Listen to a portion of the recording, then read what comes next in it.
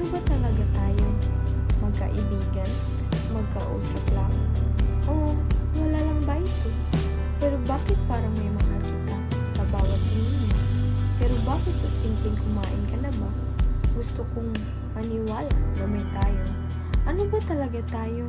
Yung tipong hindi naman naging tayo, pero nasaktan ako na parang iniwan mo ako.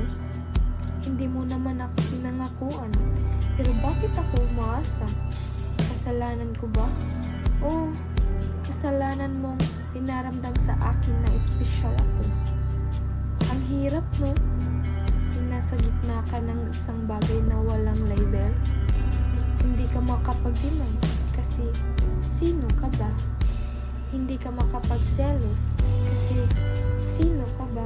Pero habang tumatagal, nakakapagod din pala ang pagiging halos. Halos minahal, halos pinili, halos naging tayo.